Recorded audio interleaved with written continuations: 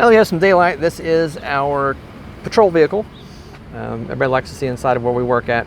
So aside from the 10 to 15 minutes of safety briefing at the beginning of an officer shift, this is where they're going to spend 12 hours. Our officers ride single person, so there's only one person per unit. Some cities do have 2 officers per unit. We just have the manpower for that. We have a lot of tools in here we can use as resources. Obviously, the first one you see is the laptop. So the laptop will get information directly from dispatch to it. We're also able to run license plates and get information from the state database, the insurance database as well. We can run people's names and get information on them if they have a clear driver's license, any warrants, those kind of things will come to the MDC or our laptops here. Even though we have the MDC, we still have the radio. We still radio dispatch. Our dispatch center is in North Richland Hills in their PD. So our dispatchers are there, but they'll call out, tell them we need to go to this call or whatever. We'll get information via the radio. It's quick, and we don't have to take our eyes off the road when we're driving. We can just quickly pick up the radio and talk and get the information that we need. However, since we have 4 cities talking at once, we do have to be mindful of taking up too much time on the radio. You just get on, get a quick burst of information, and get off.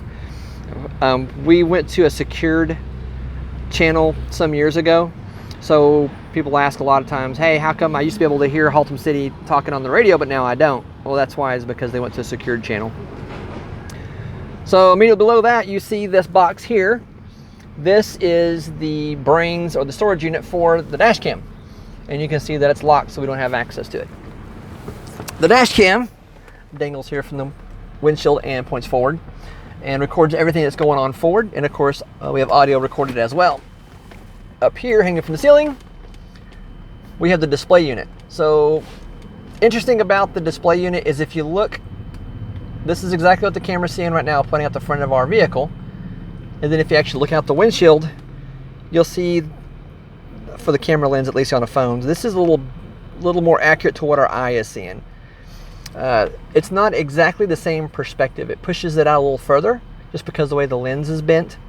So oftentimes when you see dash cam footage, what the officer's seeing is actually much, much closer than what the dash cam is catching.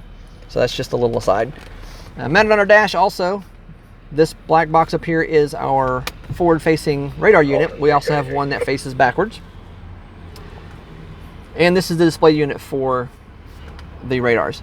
We can sit still and run radar and see the speed of vehicles coming at us from the front or the back. Or if we're driving, the radar actually can figure out how fast we're going and how fast the car approaching us is and figure out the speed. So it's called moving radar. A lot of folks have asked us, hey, if you're moving, can you get a read on a vehicle coming at you? Yes, we can.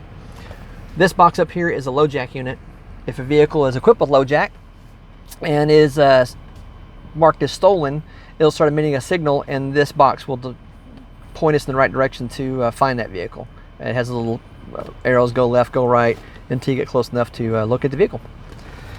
Down here, we have one. This is the remote for the dash unit. If we want to sit and run radar, we can push that. This is our ticket writer. We just have little handheld devices now instead of an actual ticket book. And then, of course, here is the switches that activate our emergency lights. We have a bunch of different buttons we can use for different horns. And we can also turn on some extra lights if we need lights to work. So we will step out the vehicle real quick. So when we activate our lights,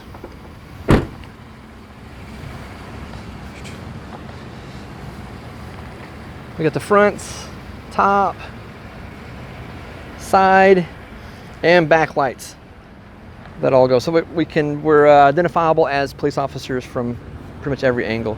And these would shine to the back glass. The back of the Tahoe, not a lot of room back here just because everything's going to be for storage. Obviously, you see the yellow cones. Surely you know what a traffic cone's for. This is where we keep them at. We have metal drawers. Let's take a look inside here. Fire extinguisher, medical kit. If we come across something that has a medical emergency, until we can get the firefighters there, we can do some things. We have flares here in the very back, a wand for traffic control. Gloves. Blood draw kit.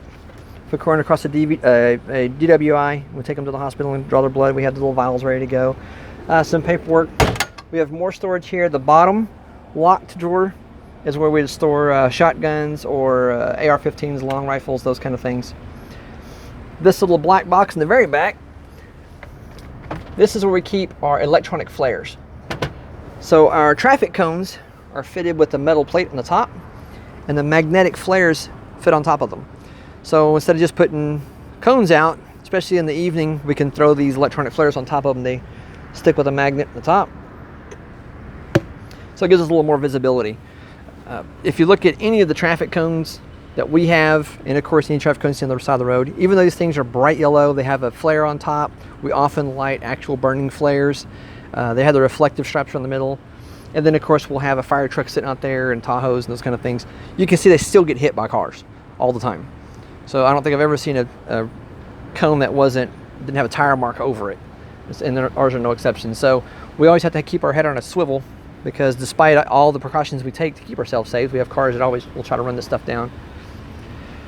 This black bag on top, this is our stop sticks. So we'll toss these out in front of a moving vehicle to flatten the tires to stop a chase. Unlike the movies where they throw it out there and the tires explode and the car goes flipping, that's not what happens. It's another movie myth.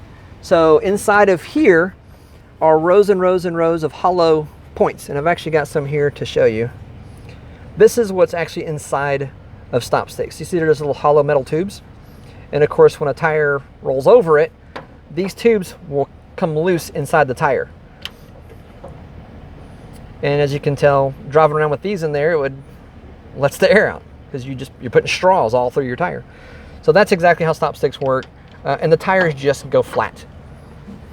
When you're behind them and you actually stop stick someone, you can hear the tires whistling as the air slowly goes out of them. It doesn't explode violently and flip over and stuff like on the movies. That's just not what happens. People have asked, hey, can you use these for run flats? Some of the sports cars have run flat tires, and they can take a pretty big chunk out of the tire and still run for a little bit. They do. They take a little bit longer to go down, but they still will go flat. And last but certainly not least, all the kids at the schools like to see the back. This is where our resties ride. It's not built for comfort. Hard plastic seats. They're molded in such a way so that when someone is here with their hands behind their backs and handcuffs, their elbows would fit here and they can actually lean back. This is of course we have a seatbelt system. Even though they're under arrest, we still got to get them to the jail safely, so we can seatbelt them in without having to reach across them. And of course there is a plexiglass partition.